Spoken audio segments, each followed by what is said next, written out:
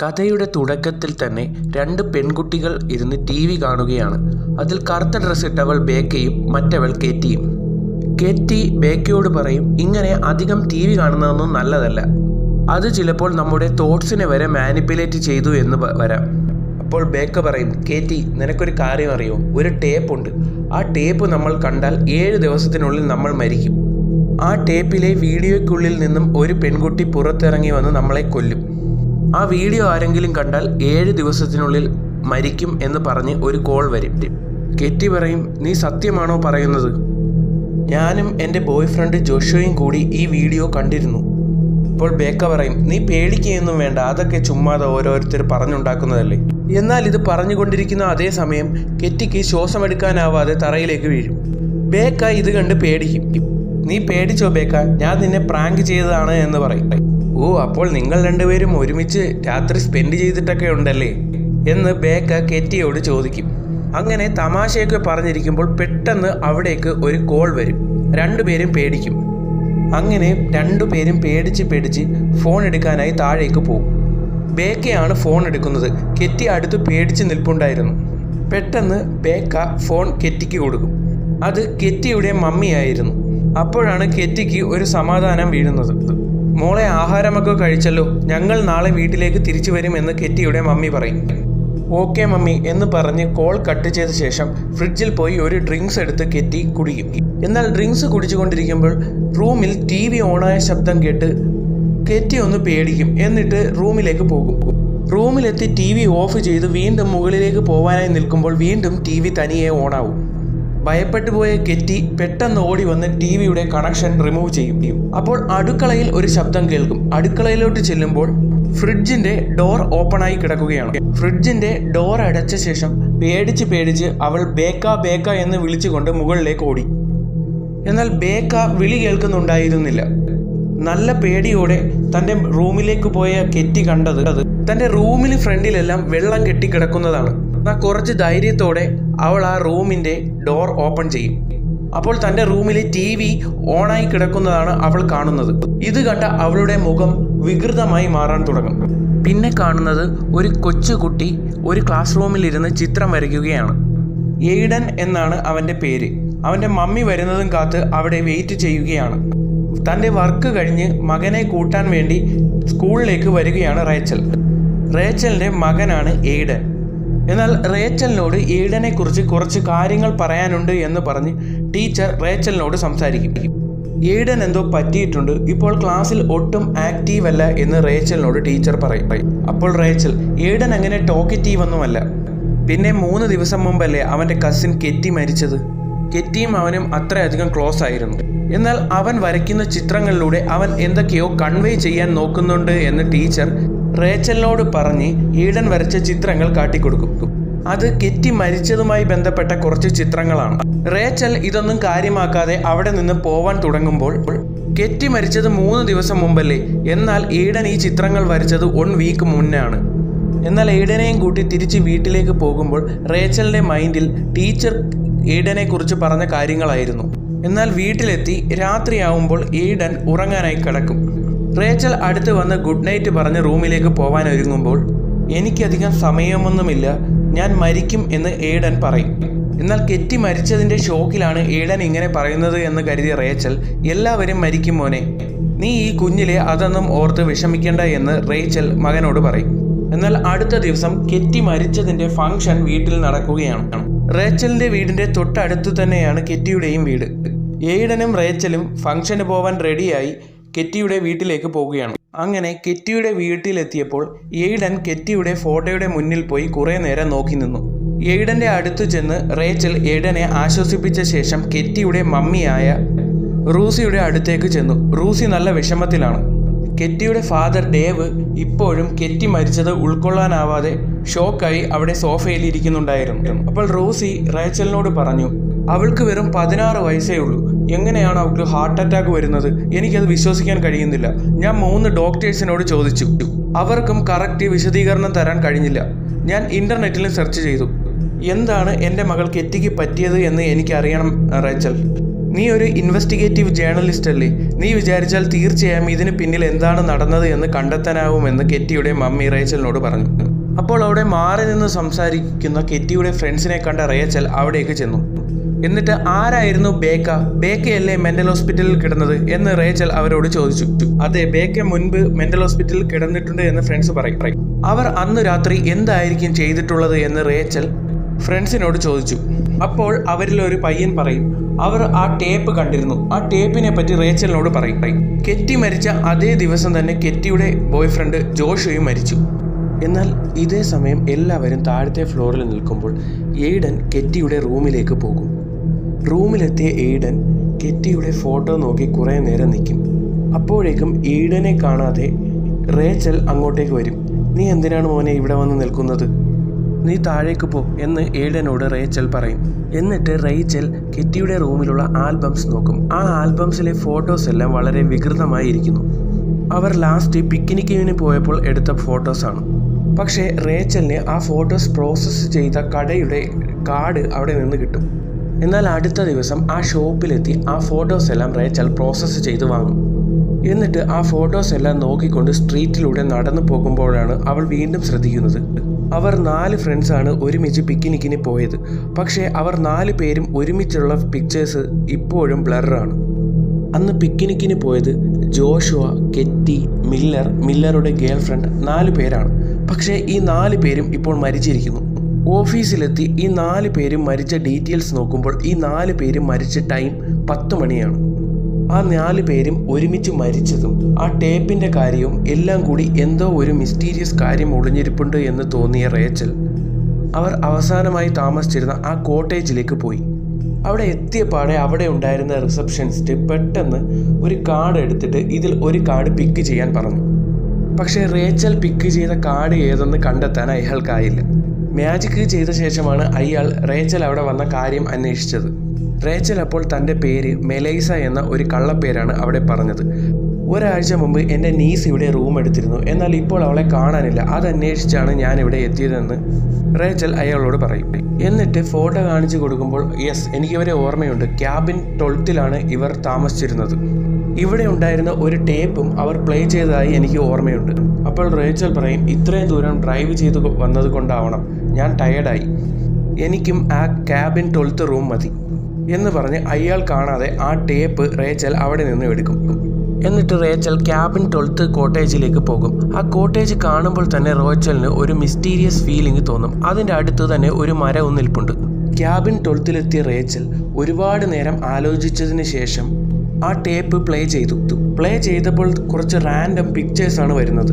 ആദ്യം ഒരു റിങ്ങും, പിന്നെ ഒരു ചെയറും, ഒരു ഗേൾ നിന്ന് മുടി കോമ്പ് ചെയ്യുന്നതും, അവൾ കണ്ണാടിയിൽ നോക്കുന്നതും, ഒരു ഏണിയും, കടലും, അവസാനമായി അവൾ ഒരു കടലിലേക്ക് എടുത്തു ചാടുന്നതുമാണ് ആ വീഡിയോയിൽ ഉണ്ടായിരുന്നത്.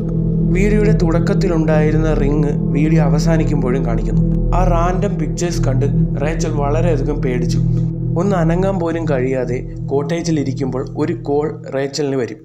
കോൾ എടുക്കുമ്പോൾ നീ 7 ദിവസത്തിനുള്ളിൽ മരിക്കും എന്ന് ആരോ പറയും. അതൊരു കുട്ടിയുടെ ശബ്ദമായിരുന്നു. ആ ഫോണിന് താഴെയെല്ലാം കുറച്ച് വെള്ളം കെട്ടി നിൽക്കുന്നത് പോലെ റേച്ചലിന് തോന്നി. ഇത് കേട്ട റേച്ചൽ തൻ്റെ ജീവനും കൊണ്ട് അവിടെ നിന്ന് ഇറങ്ങി ഓടി. Tuesday day 1. ഇനി 7 ദിവസങ്ങൾ മാത്രമേ റേച്ചലിനുള്ളൂ. അവിടെ നിന്നും തൻ്റെ വീട്ടിലെത്തിയ റേച്ചൽ പേടിച്ച് റൂമിലിരിക്കുകയാണ്. സാധാരണ എയ്ഡനെ സ്കൂളിൽ പോകാൻ റെഡിയാവാൻ ഹെൽപ്പ് ചെയ്യുന്നതും സ്കൂളിൽ കൊണ്ടാക്കുന്നതും റേച്ചലാണ്. എന്നാൽ അന്ന് എയ്ഡൻ ഒറ്റയ്ക്ക് റെഡിയായി സ്കൂളിലേക്ക് പോകാൻ പുറത്തേക്ക് ഇറങ്ങുമ്പോൾ വീട്ടിലേക്ക് ആരോ ഒരാൾ വരും. അത് റേച്ചലിൻ്റെ ഫ്രണ്ട് നോഹയാണ്. നോഹ വീട്ടിൽ വരുമ്പോൾ റേച്ചൽ നടന്ന കാര്യങ്ങളെല്ലാം പറയും. താൻ കഴിഞ്ഞ ദിവസം കോട്ടേജിൽ പോയതും അവസാനം വന്ന കോളും എല്ലാം നോഹയോട് റേച്ചൽ പറയും. എന്നിട്ട് അവർ എടുത്ത പിക്ചേഴ്സും നോഹയ്ക്ക് കാണിച്ചു കൊടുക്കും. ആരെങ്കിലും ഈ വീഡിയോ കണ്ടിട്ടുണ്ടെങ്കിൽ അവർ മരിക്കാൻ പോകുന്നതിന് മുമ്പ് അവരെടുക്കുന്ന പിക്ചേഴ്സ് എല്ലാം ഇങ്ങനെ വികൃതമായി ഇരിക്കും. അപ്പോൾ നോഹ റേച്ചലിൻ്റെ പിക്ചേഴ്സ് എടുക്കും. ആ പിക്ചേഴ്സും വികൃതമായി ഇരിക്കും. ഇത് ചിലപ്പോൾ ആ ക്യാമറയുടെ കുഴപ്പമായിരിക്കും. താൻ അതോർത്ത് പേടിക്കണ്ട, ആ ടേപ്പ് എവിടെ, ഞാനൊന്ന് കണ്ടു നോക്കട്ടെ എന്ന് പറഞ്ഞ് നോഹ ആ ടേപ്പ് റേച്ചലിനോട് ചോദിക്കും. റേച്ചൽ പറയും നീ കാണണ്ട എന്ന്. എന്നാൽ നോഹ കമ്പൽ ചെയ്ത് മേടിച്ച് ആ ടേപ്പ് അവിടെ വെച്ച് കാണും. അപ്പോൾ ഒരു കോൾ വരും. എന്നാൽ അത് ഒരു റോങ് നമ്പർ ആയിരുന്നു. എന്നാൽ റേച്ചലിൻ്റെ വീട്ടിൽ നിന്നും ഇറങ്ങാൻ നേരം നോഹ പറയും ഈ ടേപ്പിൻ്റെ ഡീറ്റെയിൽസ് എല്ലാം കളക്ട് ചെയ്തുകൊണ്ട് ഞാൻ നാളെ വരാമെന്ന്. എന്നാൽ നോഹ അവിടെ നിന്ന് ഇറങ്ങിയ ശേഷം 7 ദിവസത്തിനുള്ളിൽ നോഹ മരിക്കും എന്ന് പറഞ്ഞ് വീണ്ടും ഒരു കോൾ വരും. എന്നാൽ അവിടെ നിന്ന് തൻ്റെ ഓഫീസിലെത്തിയ റേച്ചൽ ആ ടേപ്പിൻ്റെ ഒരു കോപ്പി എടുക്കാൻ തീരുമാനിച്ചു. അങ്ങനെ ആ ടേപ്പിൻ്റെ കോപ്പി എടുക്കുന്ന സമയത്ത് അത് റെക്കോർഡ് ചെയ്യുന്ന ടൈമൊന്നും കറക്റ്റായി പോകുന്നില്ല. അതിലെ ഓരോ വിഷ്വൽസും സൂം ചെയ്തും സൂം ഔട്ട് ചെയ്തും റേച്ചൽ പരിശോധിക്കും.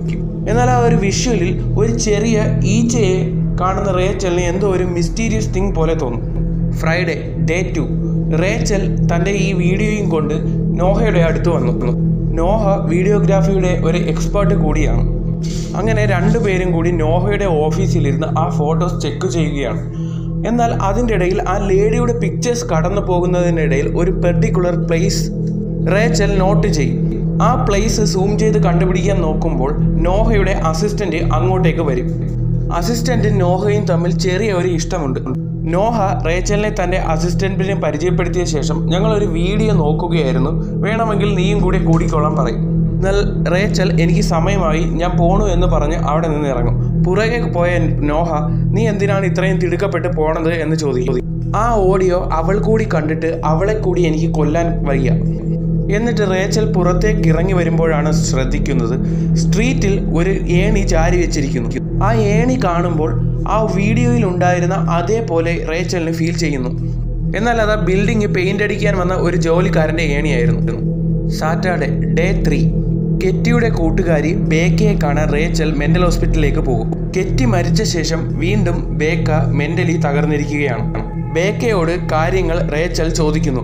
അതിനുശേഷം ബേക്ക റേച്ചലിനോട് ചോദിക്കുന്നു നീ ആ ടേപ്പ് കണ്ടല്ലേ, 4 ദിവസത്തിനുള്ളിൽ നീയും മരിക്കും. ഇതും കൂടി കേട്ടപ്പോൾ പേടിച്ച് റേച്ചലിൻ്റെ കിളി പോയെന്ന് പറഞ്ഞാൽ മതി. എന്നാൽ അവിടെ നിന്നും റേച്ചൽ ഒരു സ്റ്റുഡിയോയിലേക്കാണ് പോകുന്നത്. ഒരു റേഡി റൺ ചെയ്യുന്ന സ്റ്റുഡിയോയാണ്. അവിടെ എത്തി വീഡിയോയിൽ നിന്നും എങ്ങനെയാണ് ഫോട്ടോസ് എടുക്കുന്നതെന്നൊക്കെ ചോദിച്ച് റേച്ചൽ തൻ്റെ ഓഡിയോ അവിടെ പ്ലേ ചെയ്ത് ഓരോ പിക്ചേഴ്സായി എടുക്കാൻ തുടങ്ങി. ആ വീഡിയോ സൂം ചെയ്ത് ആ വീഡിയോയിൽ ഒരു ലൈറ്റ് ഹൗസ് റേച്ചൽ സ്പോട്ട് ചെയ്തു. അപ്പോഴാണ് റേച്ചൽ ആ വീഡിയോയ്ക്കുള്ളിലെ ഈച്ചയെ ശ്രദ്ധിക്കുന്നത്. എന്നാൽ ആ ഫോട്ടോയിൽ കൈവച്ചപ്പോൾ തന്നെ ആ ഈച്ച ജീവനുള്ളതുപോലെ പുറത്തേക്ക് ഇറങ്ങി വന്നു. അപ്പോൾ അതേസമയം അങ്ങോട്ട് ആ ലേഡി വരുമ്പോൾ റേച്ചലിൻ്റെ മൂക്കിൽ നിന്ന് ബ്ലഡ് വരും. തനിക്കിത് ഇടയ്ക്കിടയ്ക്ക് ഉണ്ടാവാറുള്ളതാണ് എന്ന് പറഞ്ഞ് റേച്ചൽ അവിടെ നിന്ന് ഇറങ്ങും. അവിടെ നിന്നും ലൈബ്രറിയിലെത്തിയ റേച്ചൽ താൻ കണ്ട ലൈറ്റ് ഹൗസിനെ കുറിച്ച് അന്വേഷിക്കാൻ വേണ്ടി ലൈറ്റ് ഹൗസിനെ പറ്റിയുള്ള ഒരു ബുക്സ് എടുത്ത് റിസർച്ച് ചെയ്യും. അപ്പോഴാണ് താൻ അന്വേഷിച്ച് നടന്ന ഐലൻഡ് മോസ്കോ ഐലൻഡിലുള്ള ഒരു ലൈറ്റ് ഹൗസ് ആണ് എന്ന് റേച്ചൽ ആ പുസ്തകത്തിൽ നിന്ന് മനസ്സിലാക്കുന്നത്. അങ്ങനെ മോസ്കോ ഐലൻഡിനെ പറ്റി ഇൻ്റർനെറ്റിൽ സെർച്ച് ചെയ്യുമ്പോൾ റേച്ചൽ ഒരു പഴയ ഫോട്ടോ കാണും. ആ ഫോട്ടോ ആ വീഡിയോയ്ക്കകത്തുള്ളിലുള്ള ലേഡിയായിരുന്നു. അവരുടെ പേര് അന്ന മോർഗൻ എന്നാണ്. ശേഷം റേച്ചൽ ഇൻ്റർനെറ്റിലും അന്ന മോർഗന് കുതിരകളെ വളരെയധികം ഇഷ്ടമായിരുന്നു എന്നും കുതിര ഷോയൊക്കെ നടത്തിയിരുന്ന ഒരാളാണ് എന്നും റേച്ചൽ അറിയും.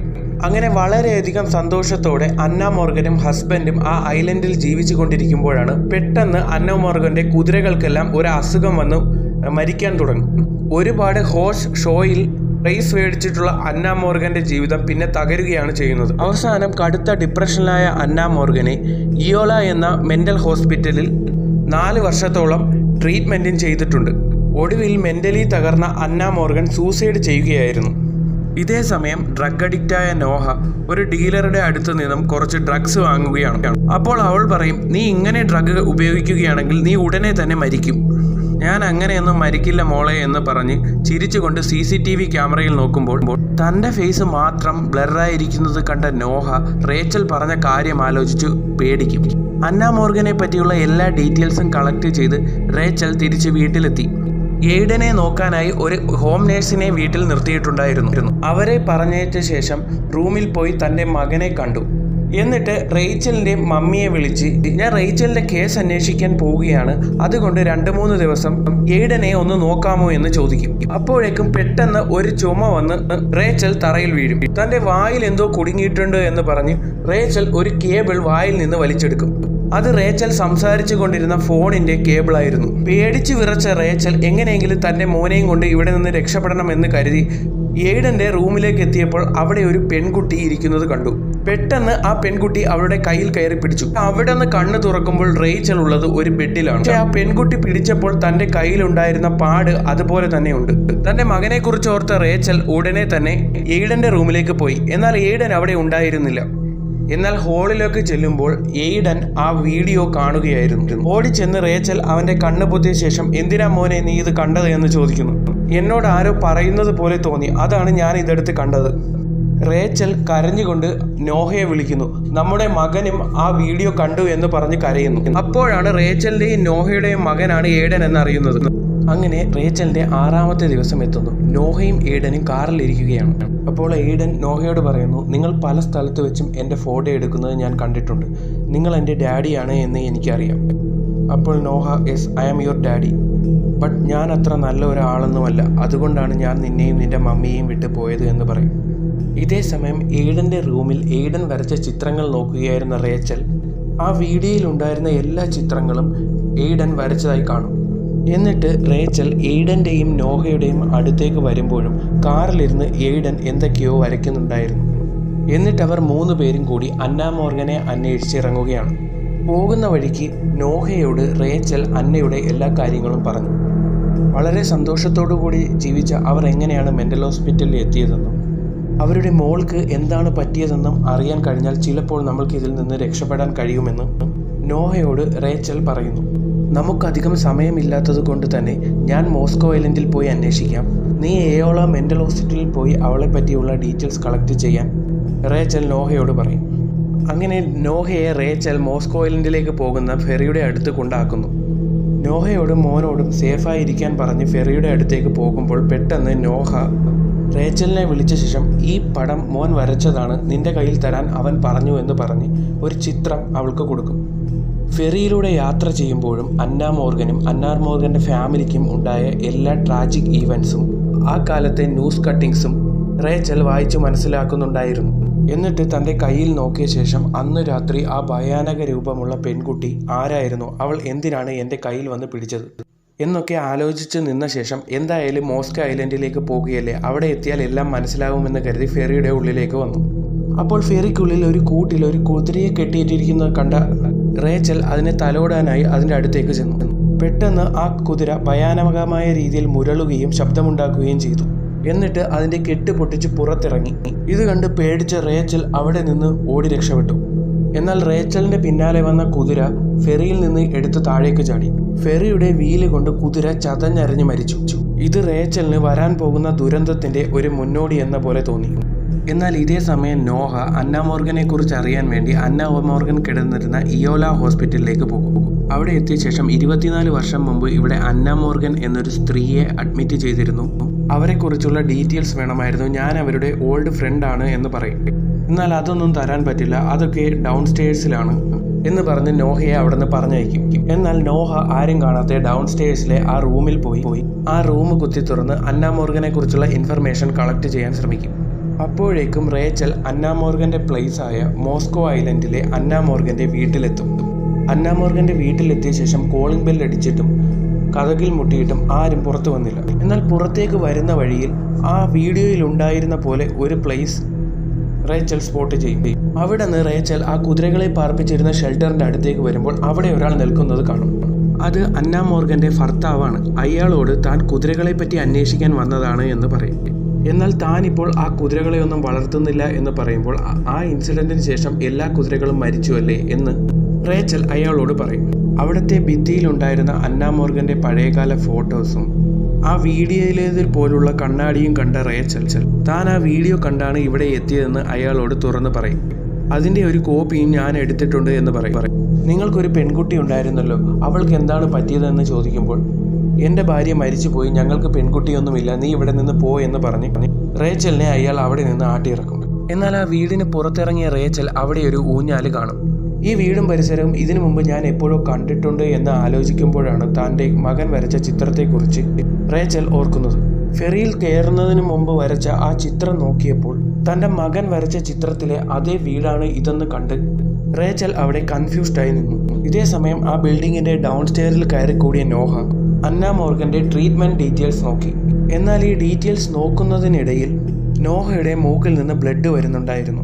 ഇതേ സമയം എയ്ഡൻ ആ വീഡിയോയിൽ ഉണ്ടായിരുന്ന റിങ്ങിന്റെ ചിത്രം എല്ലാ പേപ്പറിലും വരച്ചു കൊണ്ടിരിക്കുകയായിരുന്നു. അപ്പോഴേക്കും റേച്ചൽ എയ്ഡനെ വിളിച്ച്, മോനെ, നിനക്ക് എങ്ങനെയാണ് ഈ വീടിന്റെ ചിത്രം വരയ്ക്കാൻ കഴിഞ്ഞത്? ഈ ചിത്രത്തിലെ പെൺകുട്ടി ആരാണ്? അപ്പോൾ എയ്ഡൻ പറയും, എനിക്കറിയില്ല, എന്നോട് അവൾ പറഞ്ഞു തന്നതനുസരിച്ച് ഞാൻ വരച്ചതാണ്. എന്നാൽ അവൾ ഇപ്പോൾ ഒരു ഇരുട്ടിലാണ് എന്ന് പറയും. അവളെപ്പറ്റി കൂടുതലൊന്നും എനിക്കറിയില്ല എന്ന് പറഞ്ഞ് എയ്ഡൻ കോള് കട്ട് ചെയ്യും. എന്നിട്ട് റേച്ചൽ ഐലൻഡിലെ ഏക ഡോക്ടറായ ഡാർസി വിച്ചിനെ പോയി കാണും. എന്നിട്ട് അന്ന മോർഗന്റെ ഫാമിലിയെയും പറ്റി ചോദിക്കും. നിങ്ങൾ എന്തിനാണ് ഇതൊക്കെ അന്വേഷിക്കുന്നതെന്ന് ഡോക്ടർ ചോദിക്കുമ്പോൾ തൻ്റെ മകൻ കുറച്ച് ദിവസമായി സ്വപ്നങ്ങൾ കാണുന്നു. ഒരു പെൺകുട്ടിയാണ് അവനോട് സ്വപ്നത്തിൽ എന്തൊക്കെയോ കാട്ടിക്കൊടുക്കുന്നതെന്ന് പറയും. അന്ന മോർഗന്റെ മകൾക്ക് എന്തു പറ്റി എന്ന് റേച്ചൽ ഡോക്ടറോട് ചോദിക്കും. അവളുടെ പേര് സമാറ എന്നായിരുന്നു. അവൾ ജനിച്ചതിന് ശേഷമാണ് എല്ലാ പ്രശ്നങ്ങളും അവരുടെ ജീവിതത്തിൽ ഉണ്ടായത്. സമാറ ഒരിക്കലും ഉറങ്ങില്ലായിരുന്നു. അവൾ അവരുടെ ജീവിതത്തിൽ പ്രശ്നങ്ങൾ വിതയ്ക്കാൻ വേണ്ടി ജനിച്ച ഒരു കുഞ്ഞായിരുന്നു. ഇപ്പോൾ അവൾ എവിടെയാണ് എന്ന് റേച്ചൽ ചോദിക്കുമ്പോൾ അതിന് മാത്രം മറുപടി ഡോക്ടർ നൽകില്ല. എന്നാൽ നോഹ ഈ സമയം ആ വീഡിയോ ടേപ്പ് എവിടെ നിന്നാണ് വന്നത് എന്ന് കണ്ടുപിടിക്കും.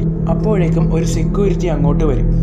എന്നിട്ട് തൻ്റെ പേര് റിച്ചാർഡ് എന്നാണ്, താൻ അന്ന മോർഗന്റെ ഹസ്ബൻഡാണ്, ഞാൻ ആ വീഡിയോ ടേപ്പ് കാണാൻ വേണ്ടി വന്നതാണ് എന്ന് കള്ളം നോഹ അയാളോട് പറയും. എന്നാൽ അയാൾ വീഡിയോ ടേപ്പ് ഉള്ള ബോക്സ് ഓപ്പൺ ചെയ്യുമ്പോൾ അതിനകത്ത് ആ വീഡിയോ ടേപ്പ് ഇല്ല. ആ വീഡിയോ ടേപ്പ് അവസാനം കണ്ടത് ആരാണ് എന്ന് അറിയാൻ കഴിയുമോ എന്ന് നോഹ അയാളോട് ചോദിക്കും. അത് താങ്കൾ തന്നെയാണ് റിച്ചാർഡ് എന്ന് സെക്യൂരിറ്റി അയാളോട് പറയും. ആ റിച്ചാർഡിന്റെ വീട്ടിൽ സമാറയെ അന്വേഷിച്ച് പോകുന്നത് സേഫ് അല്ല എന്ന് പറയാൻ വേണ്ടി നോഹ റേച്ചലിനെ വിളിക്കുമെങ്കിലും ഫോൺ കണക്റ്റ് ആകില്ല. എന്നാൽ രാത്രി വീണ്ടും റിച്ചാർഡിന്റെ വീട്ടിലെത്തുന്ന റേച്ചൽ റിച്ചാർഡിന്റെ വീട്ടിലെ കതവ് തുറന്നു കിടക്കുന്നത് കണ്ട് വീട്ടിനുള്ളിൽ കയറും. റിച്ചാർഡ് അവിടെ ഇല്ല എന്ന് മനസ്സിലാക്കിയ റേച്ചൽ അവിടെയെല്ലാം പരിശോധിക്കുമ്പോൾ ഒരു വീഡിയോ ടേപ്പും സമാറയുടെ ബർത്ത് സർട്ടിഫിക്കറ്റും കിട്ടും. വീഡിയോ ടേപ്പ് അവൾ അവിടെ പ്ലേ ചെയ്യും. ആ വീഡിയോ ടേപ്പിൽ ഉണ്ടായിരുന്നത് അന്ന മോർഗന്റെയും റിച്ചാർഡിന്റെയും മകളായ സമാറയെക്കുറിച്ചുള്ള വീഡിയോയാണ്. സമാറ ഒരു ചെയറിൽ ഇരിക്കുകയാണ്. അവളുടെ കാലും കൈയും ബന്ധിച്ചിട്ടുണ്ട്. നീ എന്തിനാണ് സമാറ എല്ലാവരുടെയും ജീവിതം ഇത്രയധികം ദുരിതത്തിലാക്കുന്നത് എന്ന് ചോദിക്കുമ്പോൾ, എല്ലാവരും കഷ്ടപ്പെടുന്നതിൽ എനിക്ക് സങ്കടമുണ്ട്, പക്ഷേ ഇവിടെ ഉള്ളതെല്ലാം നശിക്കുക തന്നെ ചെയ്യുമെന്ന് സമാറ പറയും. അപ്പോഴേക്കും വീട്ടിലേക്ക് മടങ്ങി വന്ന റിച്ചാർഡ് ആ TV അടിച്ചുടച്ച ശേഷം റേച്ചലിനെ തള്ളിയിട്ടിട്ട് അവിടെ നിന്ന് മുകളിലേക്ക് ഓടും. പിന്നാലെ ഓടിയ റേച്ചൽ റിച്ചാർഡിനോട് സമാറ എവിടെയാണ് എന്ന് ചോദിക്കുമ്പോൾ, ഞങ്ങൾക്ക് അങ്ങനെ ഒരു മകളില്ല എന്ന് പറഞ്ഞ് സ്വന്തമായി ഷോക്കടിപ്പിച്ച് അയാൾ ആത്മഹത്യ ചെയ്യും. അപ്പോഴേക്കും നോഹ അങ്ങോട്ടേക്ക് ഓടിയെത്തിയിരുന്നു. പേടിച്ച് അലറുകയായിരുന്ന റേച്ചലിനെ ആശ്വസിപ്പിച്ച നോഹയോട് റേച്ചൽ പറയും, ഇവിടെ എവിടെയോ തന്നെ സമാറയുണ്ട്, അവളെ നമുക്ക് രക്ഷിക്കണം എന്ന്. അപ്പോഴാണ് തൊട്ടടുത്ത് പൂട്ടിയിട്ടിരിക്കുന്ന ഒരു ഔട്ട് ഹൗസ് കാണുന്നത്. അവർ രണ്ടുപേരും അങ്ങോട്ടേക്ക് പോയി ലോക്ക് പൊളിച്ച് അതിനുള്ളിൽ കയറുമ്പോഴാണ് ആ വീഡിയോയിൽ ഉണ്ടായിരുന്ന പോലെ ഒരു ഏണിയും സമാറയുടെ പ്ലേസും കാണുന്നത്. രണ്ടുപേരും അങ്ങോട്ടേക്ക് ഓടി ആ ഏണിയിലൂടെ മുകളിലെത്തുമ്പോൾ അവിടെ സമാറയില്ല. എന്നാൽ ആ വീഡിയോയിൽ ഉണ്ടായിരുന്ന ചെയറും കളിപ്പാട്ടങ്ങളും എല്ലാം അവർ അവിടെ കാണും. അപ്പോഴാണ് ആ ഭിത്തിയിൽ എന്തോ ഒന്ന് അവർ കാണുന്നത്. ആ ഭിത്തിയെല്ലാം വലിച്ചു പൊളിച്ചു നോക്കുമ്പോൾ അതിനുള്ളിൽ ഒരു മരത്തിന്റെ പിക്ചറാണ്. അപ്പോൾ റേച്ചൽ പറയും, ഞാനിത് കണ്ടിട്ടുണ്ട്, ഇത് എവിടെയാണ് ഉള്ളതെന്ന് എനിക്കറിയാം. കെറ്റിയെക്കുറിച്ച് അന്വേഷിക്കാൻ വേണ്ടി റേച്ചൽ പോയ ക്യാബിൻ 11 റിസോർട്ടിനടുത്താണ് ഈ മരം റേച്ചൽ കണ്ടിട്ടുള്ളത്. അവർ രണ്ടുപേരും കൂടി ക്യാബിൻ 11ലേക്ക് പോകുമ്പോൾ റേച്ചലിന്റെ അവസാന ദിവസമായ 7ാമത്തെ ദിവസം എത്തിയിരുന്നു. അവിടെ എത്തിയ ശേഷം കുറച്ചു നേരം ആ മരത്തിൽ നോക്കി നിന്ന ശേഷം റേച്ചൽ നോഹയോട് പറഞ്ഞു, എനിക്കിനി എന്ത് ചെയ്യണമെന്നറിയില്ല. അവസാനമായി ആ വീഡിയോയിലെ റിംഗ് ഉള്ള പ്ലേസ് ആണ് നമ്മൾ കണ്ടുപിടിക്കേണ്ടത്. ഇതെന്റെ അവസാനത്തെ ദിവസമാണ്. എനിക്കിത് കണ്ടെത്താൻ സാധിച്ചില്ലെങ്കിൽ നിങ്ങൾ എന്തായാലും ഇത് കണ്ടെത്തുക തന്നെ വേണം. നമ്മുടെ മകനെ മരിക്കാൻ അനുവദിക്കരുത് എന്ന് പറയും. ഇത് കേട്ട് ദേഷ്യം വന്ന നോഹ അവിടെയുള്ള സാധനങ്ങളെല്ലാം വലിച്ചെറിയും. അപ്പോഴാണ് തറയിൽ എന്തോ ഒരു രൂപം പോലെ അവർ കാണുന്നത്. അവർക്കെന്തോ മിസ്റ്റീരിയസ് ആയി തോന്നിയത് കൊണ്ട് തന്നെ നോഹ ഒരു പിക്കാക്സ് എടുത്ത് അവിടെ വെട്ടിപ്പൊളിക്കാൻ തുടങ്ങി. ആ ഫ്ലോർ വെട്ടിപ്പൊളിച്ച് അവർ എത്തിയപ്പോൾ കണ്ടത് ആ വീഡിയോയിലേതിന് സമാനമായ ഒരു റിംഗ് ആണ്. ആ റിംഗ് കൊണ്ട് ഒരു കിണറിനെ മൂടിയിരിക്കുകയാണ്. ആ റിംഗ് അവർ തള്ളി മാറ്റിയപ്പോൾ റേച്ചലിന്റെ 7ാമത്തെ ദിവസം കഴിഞ്ഞിരുന്നു. റേച്ചൽ കാൽ വഴുതി ആ കിണറ്റിനുള്ളിലേക്ക് വീഴും. കിണറ്റിൽ വീണ റേച്ചലിന് കുറച്ചു നേരം ബോധമില്ലാതെ കിടന്നു. ബോധം തിരിച്ചു കിട്ടിയ റേച്ചൽ ആ കിണറ്റിന്റെ കൽപ്പടവിലെല്ലാം ആരോ കൈകൊണ്ട് കോറി വരച്ച പോലെയുള്ള രൂപങ്ങൾ കണ്ടു. റേച്ചലിനെ രക്ഷിക്കാനായി അടുത്തു നിന്നും ഒരു കയർ സംഘടിപ്പിച്ചുകൊണ്ട് നോഹ അങ്ങോട്ടേക്ക് വരുമ്പോൾ പെട്ടെന്ന് നോഹയെ ആരോ പുറകിൽ നിന്ന് വലിച്ചിട്ടു. പെട്ടെന്ന് ആ കിണറിന്റെ മൂടിയായ റിങ് തനിയെ അടയാൻ തുടങ്ങും. പേടിച്ച് അലറുകയായിരുന്ന റേച്ചലിന്റെ കൈകളിൽ കിണറ്റിനുള്ളിൽ നിന്ന് ആരുടെയോ നീളമുള്ള മുടി കയ്യിൽ പെടും. പിന്നെ റേച്ചൽ കാണുന്നത് സമാറ ഒരു കിണറ്റിന്റെ അടുത്ത് നിൽക്കുന്നതാണ്. അവിടേക്ക് പെട്ടെന്ന് സമാറയുടെ അമ്മയായ അന്ന മോർഗൻ വന്ന ശേഷം മോളെ ഞാൻ എല്ലാത്തിനും രക്ഷിക്കാമെന്ന് പറഞ്ഞ ശേഷം കരഞ്ഞുകൊണ്ട് സമാറയെ ശ്വാസം മുട്ടിച്ച് കൊന്ന് ആ കിണറ്റിനുള്ളിലേക്ക് തള്ളുന്നു. അപ്പോൾ വീണ്ടും കിണറ്റിന് മണ്ടയിലുള്ള ആ റിങ് മാറുമ്പോൾ കിണറ്റിനുള്ളിലേക്ക് പ്രകാശം കടന്നു വരും. അപ്പോൾ വെള്ളത്തിനുള്ളിൽ ഒരു പെൺകുട്ടി കിടന്നുറങ്ങുന്നത് കാണുന്ന റേച്ചൽ അവളെ വാരിയെടുക്കും. തൻ്റെ മടിയിൽ വെച്ച ശേഷം അവളുടെ മുഖത്തേട്ട് നോക്കുമ്പോൾ അത് സമാറയാണെന്ന് റേച്ചലിന് മനസ്സിലാവും. റേച്ചൽ വളരെയധികം വാത്സല്യത്തോടെ അവളുടെ മുഖത്ത് മെല്ലെ തലോടും. എന്നാൽ റേച്ചൽ തലോടിയ ശേഷം അവളുടെ മുഖം വീണ്ടും വികൃതമായി ഒരു അസ്ഥികൂടമായി മാറും. അപ്പോൾ നോഹ മുകളിൽ നിന്ന് റേച്ചൽ നീ അവിടെ സേഫ് ആണോ എന്ന് വിളിച്ചു ചോദിക്കും. ഞാനിവിടെ സേഫ് ആണ് എന്ന് സമാറയെ തൻ്റെ കൈകളിൽ വെച്ചുകൊണ്ട് റേച്ചൽ നോഹയോട് വിളിച്ചു പറയും. അപ്പോഴേക്ക് അവിടേക്ക് പോലീസും ഫയർ ആൻഡ് റെസ്ക്യൂവും എത്തി റേച്ചലിനെ രക്ഷിക്കും. റേച്ചൽ നോഹയോട് ആ കിണറ്റിൽ വെച്ച് സമാറയെ കണ്ട കാര്യവും സമാറ എങ്ങനെയാണ് മരിച്ചതെന്നും നോഹയോട് പറയും. ഇനി നമ്മൾ പേടിക്കണ്ടല്ലോ, അവൾക്ക് മോശം കിട്ടിയല്ലോ എന്ന് പറഞ്ഞ് റേച്ചലിനെ കെട്ടിപ്പിടിക്കും. എന്നിട്ട് അവർ രണ്ടുപേരും എല്ലാം സമാധാനമായി അവസാനിച്ചല്ലോ എന്ന് പറഞ്ഞ് ഏഡന്റെ അടുത്തെത്തി നാട്ടിലേക്ക് പോകും. റേച്ചലിനെ നാട്ടിലെ വീട്ടിൽ എത്തിച്ച ശേഷം നോഹ പറയും ഇനിയും ഇതുപോലുള്ള വള്ളിക്കേസ് എന്തെങ്കിലും കിട്ടുന്നെങ്കിൽ പിടിക്കണമെന്ന് പറയും. റേച്ചൽ ചിരിച്ചുകൊണ്ട് എങ്കിൽ ശരി നമുക്ക് നാളെ കാണാമെന്ന് പറയും. നോഹ അവിടെ നിന്ന് തൻ്റെ വീട്ടിലേക്ക് പോകുന്നു. അതിനുശേഷം എല്ലാം സമാധാനമായി കഴിഞ്ഞല്ലോ എന്ന് ആശ്വസിച്ച് റേച്ചൽ പോയി കുളിക്കുന്നു. കുളിച്ചു വന്ന് ഏഡനെ കെട്ടിപ്പിടിച്ച് കിടന്നുറങ്ങുന്നു. അടുത്ത ദിവസം രാവിലെ ഏഡൻ റേച്ചലിനോട് ചോദിക്കുന്നു സമാറയ്ക്ക് എന്താണ് പറ്റിയത് എന്ന്. അവൾ സേഫായി, നീയല്ലേ പറഞ്ഞത് അവൾ ഇരുട്ടിലാണെന്ന്, അവളെ ഞാൻ തുറന്നു വിട്ടുവെന്ന്. അപ്പോൾ ഏഡൻ റേച്ചലിനോട് പറയും മമ്മി എന്ത് മണ്ടത്തരമാണ് കാണിച്ചത്, അവൾ ഒരിക്കലും ഉറങ്ങാത്തത് കൊണ്ടല്ലേ അവളുടെ അമ്മയും അച്ഛനും അവളെ പൂട്ടിയിട്ടത്. ഇത് കേട്ട് പേടിച്ച റേച്ചൽ ഏഡന്റെ കൈ പിടിച്ച് നോക്കുമ്പോൾ മുൻപ് തൻ്റെ കയ്യിലുണ്ടായിരുന്ന പോലൊരു പാട് ഏഡന്റെ കയ്യിലും കാണും. എല്ലാം അവസാനിച്ചു എന്ന് കരുതി വീട്ടിലെത്തി മനസമാധാനമായി ഡ്രഗ് അടിച്ചു കൊണ്ടിരിക്കുകയായിരുന്നു നോഹ. റേച്ചൽ കണ്ടതിന് ഒരു ദിവസത്തിന് ശേഷമാണ് നോഹ ആ വീഡിയോ കണ്ടത്. അതുകൊണ്ട് തന്നെ നോഹയുടെ 7ാമത്തെ ദിവസം ഇന്നാണ് ആവുന്നത്. പെട്ടെന്ന് നോഹ ഇരിക്കുന്ന മുറിയിലെ TV തനിയെ ഓണാവും. കിണറ്റിൽ നിന്ന് ഇറങ്ങി പുറത്തേക്ക് വരുന്ന സമോറയുടെ വീഡിയോ ആണ് പ്ലേ ആവുന്നത്. ഇതേ സമയം നോഹയുടെ അടുത്തേക്ക് റേച്ചൽ കാർ ഓടിച്ച് വരുമ്പോഴും കോൾ ചെയ്യുന്നുണ്ടായിരുന്നു. പക്ഷേ ആരും തന്നെ പിക്ക് ചെയ്യുന്നുണ്ടായിരുന്നില്ല. എന്നാൽ ഇതേ സമയം TVയിൽ നിന്ന് പുറത്തിറങ്ങി വന്ന സമോറ നോഹയെ വലിച്ചെറിഞ്ഞു. നോഹ ഓടി രക്ഷപ്പെടാൻ ശ്രമിച്ചെങ്കിലും അവളുടെ കൈകളിൽ നിന്ന് രക്ഷപ്പെടാൻ കഴിഞ്ഞില്ല. ഇതേ സമയം നോഹയുടെ വീട്ടിലേക്ക് ഓടിയെത്തിയ റേച്ചൽ അവിടെയെല്ലാം തകർന്നു കിടക്കുന്നത് കണ്ട് പേടിച്ചു. അപ്പോൾ ഒരു സീറ്റിൽ നോഹ ഇരിക്കുന്നത് കണ്ട് നോഹയുടെ അടുത്ത് ചെന്ന് റേച്ചൽ നോഹയുടെ ഡെഡ് ബോഡി കണ്ട് പേടിച്ചു പോയി. നോഹയുടെ വീട്ടിൽ നിന്നും പുറത്തേക്ക് പേടിച്ചോടിയ റേച്ചൽ കണ്ടത് പുറത്ത് ലിഫ്റ്റിൽ നിന്നും ഒരു പെൺകുട്ടി ഇറങ്ങി വരുന്നതാണ്. അത് സമോറയാണെന്ന് മനസ്സിലാക്കിയ റേച്ചൽ ശബ്ദമടക്കാതെ അവിടെ പേടിച്ചു നിന്നു. ഇനി അടുത്തത് തൻ്റെ മകനെയാണ് അവൾ കൊല്ലാൻ വരുന്നത് എന്നറിഞ്ഞ് വീട്ടിലെത്തിയ റേച്ചൽ എന്ത് ചെയ്യണമെന്നറിയാതെ അവിടെ ഇരുന്ന ആ ഒറിജിനൽ ടേപ്പ് എടുത്ത് തല്ലി പൊട്ടിച്ചു കളഞ്ഞു. തൻ്റെ മകനെ എങ്ങനെ രക്ഷിക്കുമെന്നറിയാതെ പൊട്ടിക്കരയുമ്പോഴാണ് റേച്ചലിൻ്റെ കണ്ണിൽ അന്ന് കോപ്പി എടുത്ത ഒരു ടേപ്പ് കൂടി കാണുന്നത്. അപ്പോഴാണ് റേച്ചൽ ചിന്തിക്കുന്നത് താൻ എങ്ങനെയാണ് രക്ഷപ്പെട്ടത്, തന്നെ എന്തുകൊണ്ടാണ് സമോറ കൊല്ലാതിരുന്നത് എന്ന് ചിന്തിക്കും. അപ്പോഴാണ് അവൾക്ക് മനസ്സിലാവുന്നത് താൻ ഇതിൻ്റെ ഒരു കോപ്പി എടുത്തിരുത്തി. ആ കോപ്പിയാണ് നോഹ കണ്ടത്. അങ്ങനെയാണ് നോഹ മരിക്കുന്നത്. അപ്പോൾ ഇതൊരു റിങ് പോലെ ഒരിക്കലും അവസാനിക്കാതെ കറങ്ങിക്കൊണ്ടേയിരിക്കുമെന്ന് മനസ്സിലാക്കിയ റേച്ചൽ തൻ്റെ മകൻ്റെ ജീവന് വേണ്ടി അവനെ കൊണ്ട് ഒരു കോപ്പി എടുപ്പിക്കുന്നു. ഈ ഒരു സീനോട് കൂടി ഈ മൂവി ഇവിടെ അവസാനിക്കുകയായി. കഥ ഇഷ്ടമായെങ്കിൽ ചാനൽ സബ്സ്ക്രൈബ് ചെയ്യുന്ന കാര്യം കൂടി ഒന്ന് പരിഗണിക്കുക.